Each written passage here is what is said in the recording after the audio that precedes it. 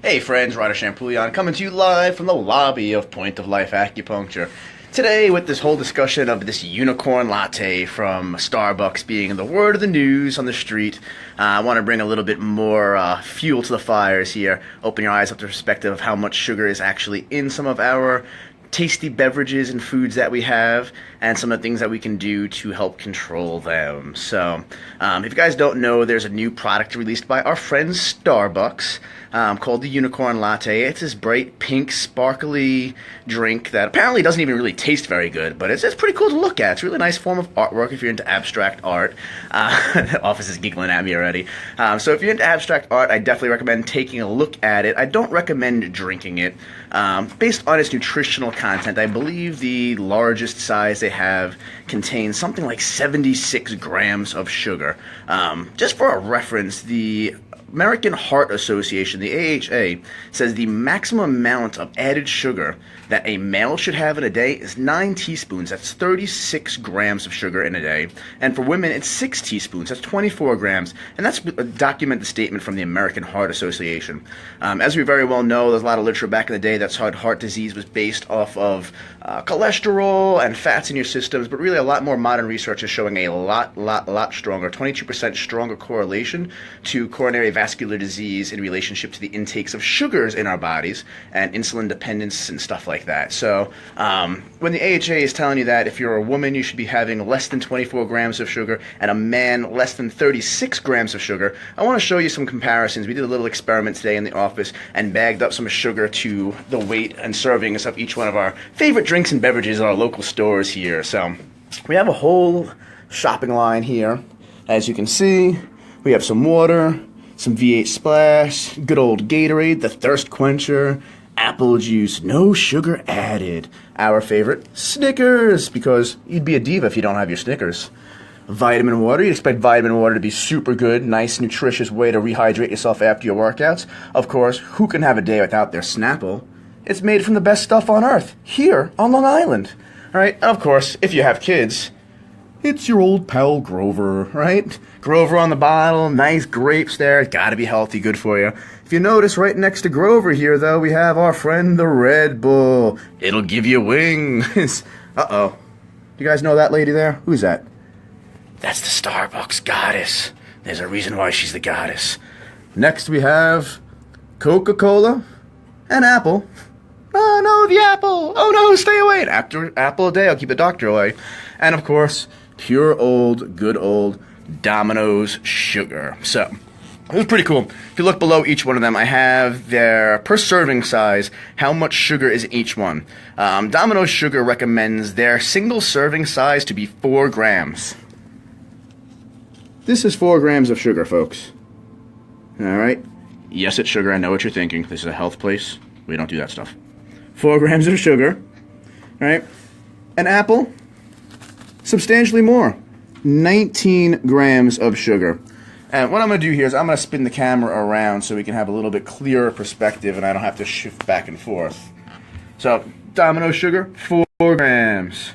An apple, 19 grams of sugar. Alright, so that's my big old thumb. You can get an idea of how much sugar that really is there. Now, we're going to skip down to our beginning area. Water, 0 grams of sugar.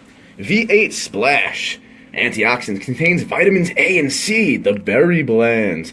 16 grams of sugar. Now keep in mind, if you're a woman and you're supposed to be having only 24 grams at maximum a day, this one drink right here is more than half of that. Let's go to our Gatorade. 1 serving of Gatorade, not the entire bottle, but 1 serving of Gatorade, 22 grams of sugar. Think about that, 22 grams of sugar. You worked out, you're rehydrating, now all of a sudden you have your Gatorade, you can't have any more sugar for the rest of that day.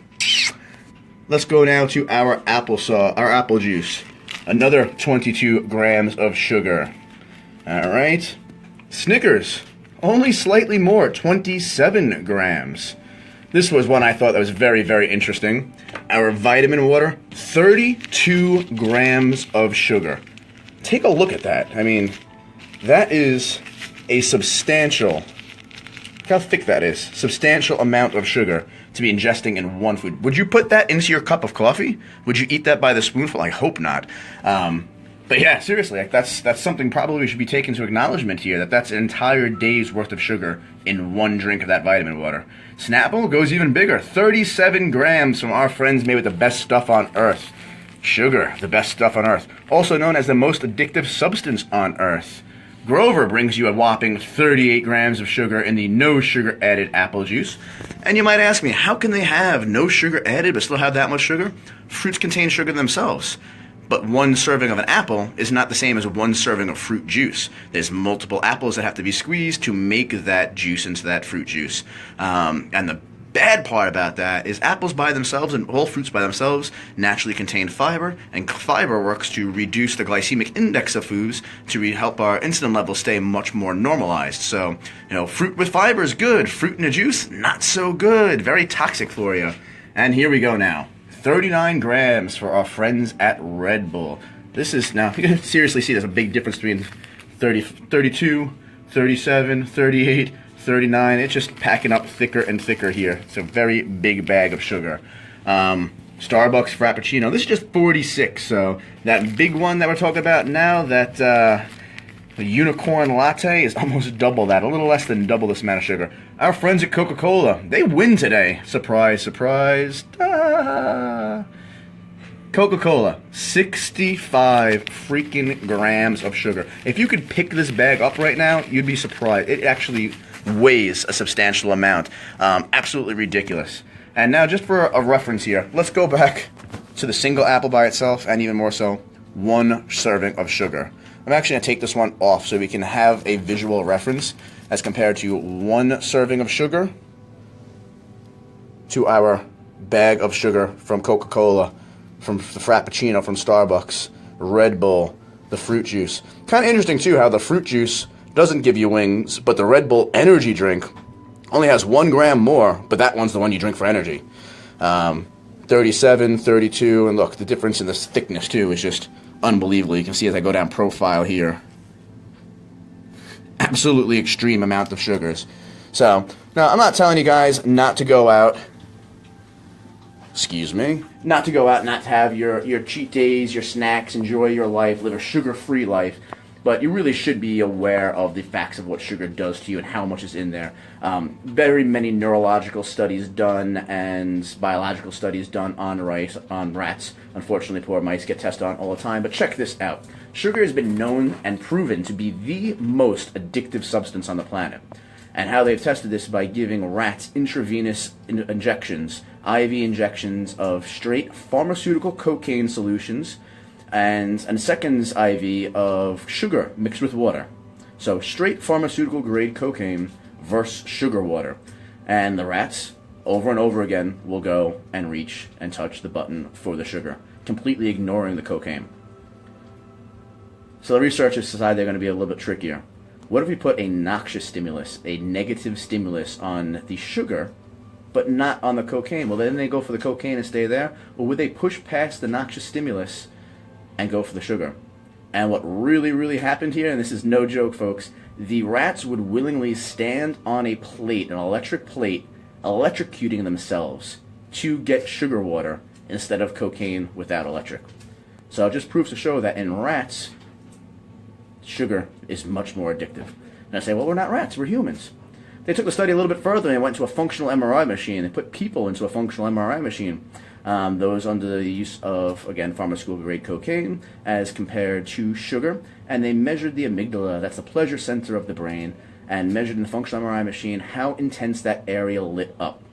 And surprisingly enough, some reports showed 20, even 30% more activity by the reaction with the sugar in the brain as compared to the reaction with cocaine in the brain. So the brain actually responded 20 to 30 times stronger for the induction of sugar into its system than it did for cocaine. And that's the pleasure center of the brain. So if your center of your brain that's focus and sole purpose is to elicit pleasure and give you rewards for doing those things, lights up more for sugar than for cocaine, you know that sugar is far, far more addictive.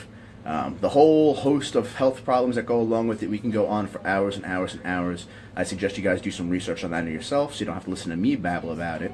But if you're interested in looking into your diabetes, If you have type 2 diabetes, you're on the borderline of diabetic, we have a lot of great resources and things here in the office for you. Our number one go-to is ultra glucose control. There's also some dietary changes we can recommend for you, as well as therapeutic exercises that can fit your needs. So you don't necessarily have to go out and run 25 miles if you're unable to, but we can find something that will make your life better. So that's about it, folks. Just wanted to give you guys a little heads up on how much sugar is actually in some of these foods and beverages that you're drinking.